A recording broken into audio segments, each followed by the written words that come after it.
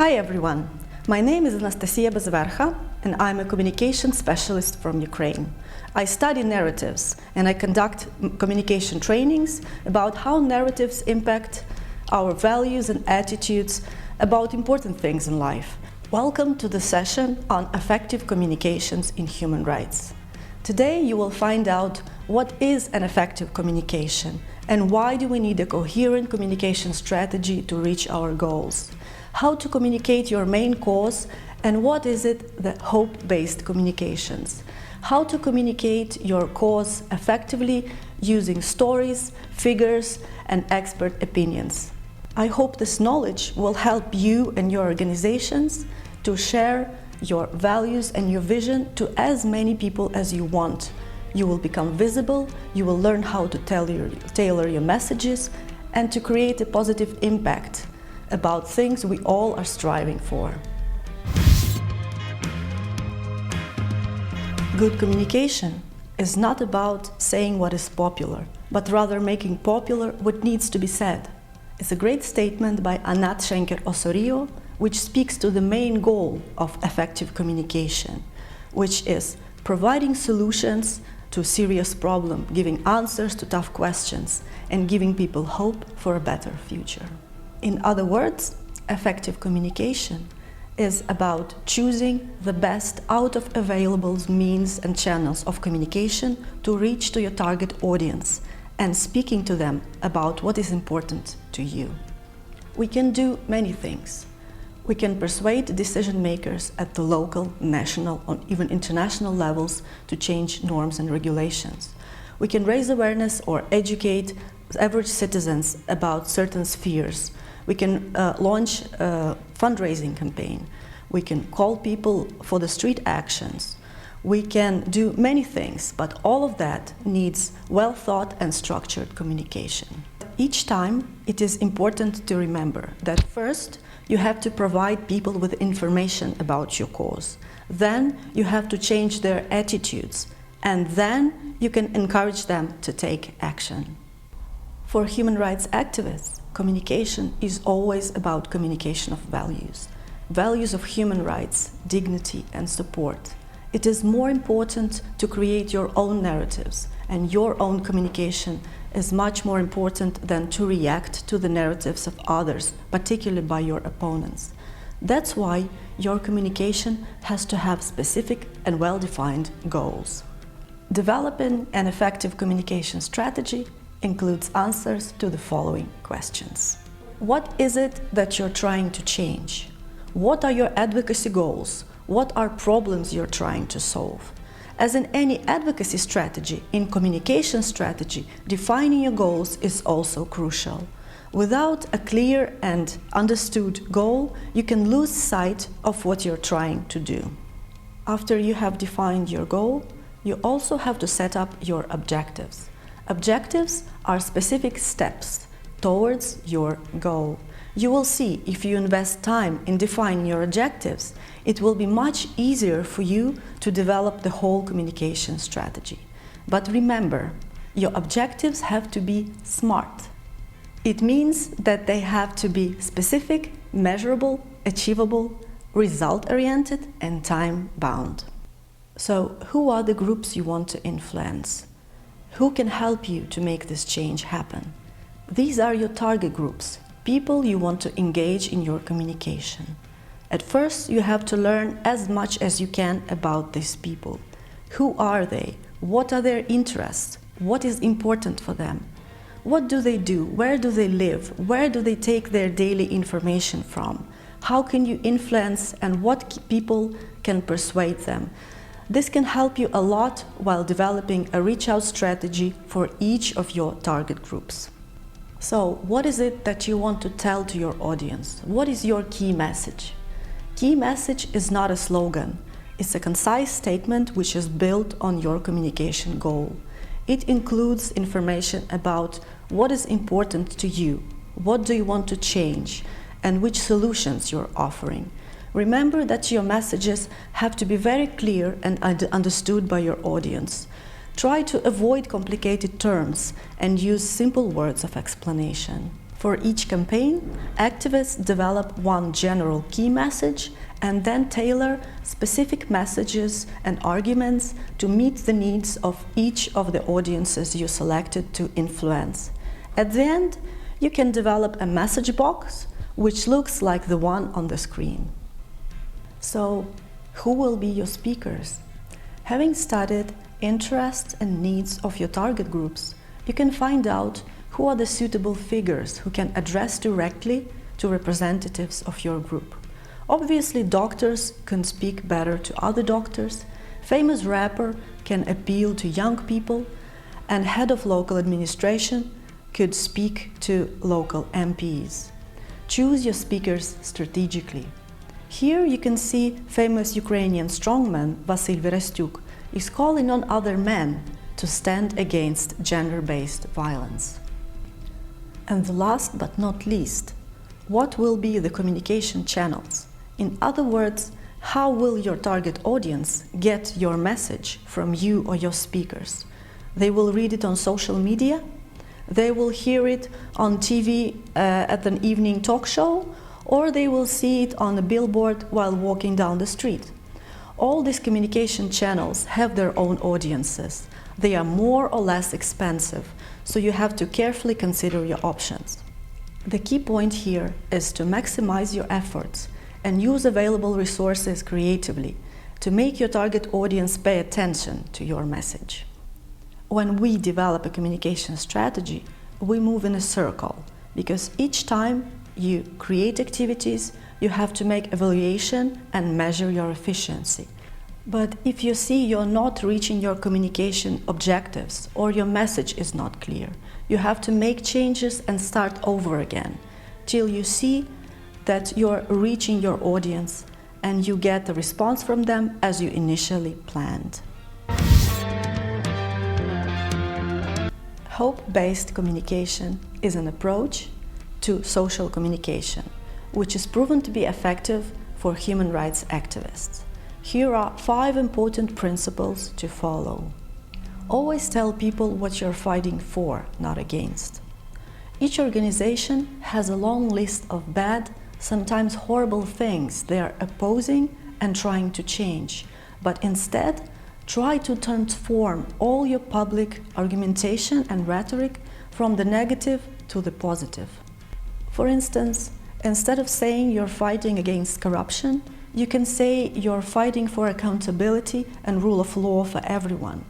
Instead of protesting against the violation of women's rights, say you're fighting for freedom of choice and access, equal access for all women and girls.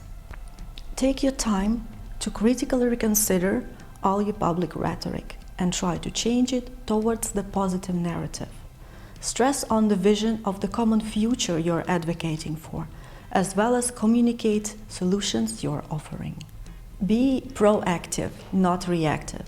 The idea is to communicate stories which add to your own narrative, rather than react to your opponent's actions or frames. When trying to persuade your target audience, try to find stories which speak about your values and about your vision. Try to avoid reproducing negative stereotypes or concepts. Try to avoid popular stereotypes and cliches which downgrade the people you try to support and protect. For instance, instead of using the concept of Fortress Europe as a region which is closed to migrants, try to focus on situations and cases where people welcomed migrants, or describe migration as an integral part of human behavior. By this, you add to long-term creation of ideas and change of attitudes and behaviors we all try to achieve. Try to build positive relations and be inclusive. Positive and inclusive messages tend to be more effective than the negative ones. People in your audience need examples they can relate to. They want to feel social connection to your cause. Women who saw body-positive advertisements mentioned earlier in the survey that they witnessed greater diversity and freedom in these ads, and it makes themselves feel more self-confident and happy. Your draft law was adopted in the first reading. your audience has to know about it. Reach 10,000 people by your petition, communicate widely. Gathered enough donations to help one child or one family, but planning to help 100, still you made a small but significant change in people's lives, and you really have to spread the word about it. Small victories serve as a powerful drive of motivation for your audience to join you and to help you. People want to be part of something which has real impact. Hope-based communications is a proven effective approach, which in the long-term perspective will help you to build powerful and effective network of supporters. It will help you to establish values of freedom, dignity and support, rather than threat and fear. So, how to communicate your values? You have to be aware that most values human rights activists are communicating, such as freedom, justice or dignity, are so-called contested concepts. It means that they mean different things to different people. It means if you do not clearly frame your messages, your audiences may use frames of their own, and it may mean that your message may not get through. For this purpose, create a clear picture of how it looks like in practice when your values are applied. You can relate to lived experiences of your audiences and to create common visions of the future to share your values. How do we communicate our main cause? All organizations who work for decades in their fields become experts and accumulate loads of information, data, arguments pro and against certain things. But the point is that you often communicate to people who know very little about your cause, and besides, they have dozens of other activities going on. So, if you imagine your complicated topic as a map of London Metro, do not try to communicate all of that at once, but rather focus on one line. Personalize your communication. Your main message should contain information, data and words which is familiar to your audience, things they can easily relate to. Besides of the expert opinions and arguments and solutions you're offering, use personal stories to bring out emotions which your audience can relate to. Prisoner's Voice, Ukrainian campaign which advocates for release of all political prisoners of Kremlin, uses quotation of family members to portray each of the prisoner. Data and research findings are invaluable sources of information for all non-governmental organizations. Data is used as an evidence, as an argument, and as an illustration to the problem you're trying to solve. For instance, an interesting case in the debate for and against coronavirus pandemic happened in the US.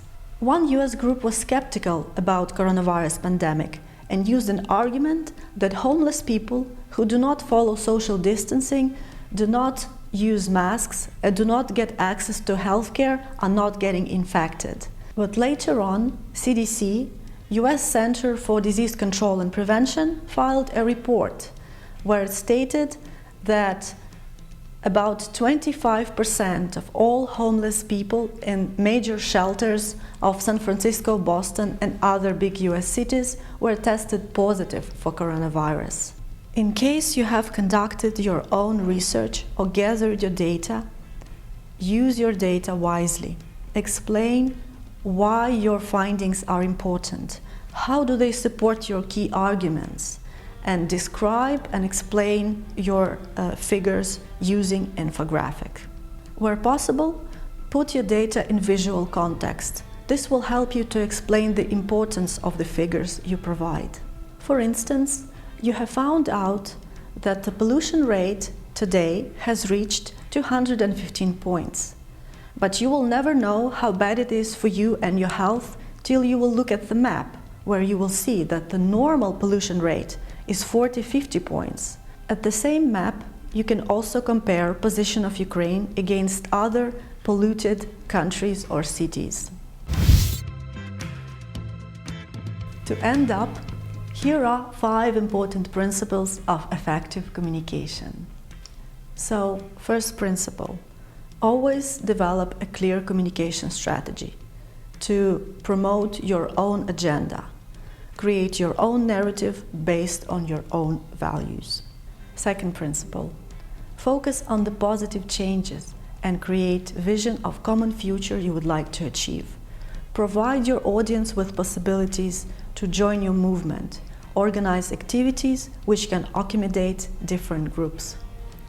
Third principle, always explain complicated terms. Provide illustrations and personal stories your audience can relate to. Fourth principle, communicate your main message using simple words which can be easily understood and repeated by your supporters. Fifth principle, do not hesitate to evaluate your activities and change your approach when you see that your impact is not enough. Because strategy is not something carved in stone, but an everyday activity. Strategy without a process is nothing but a wish list. Thank you.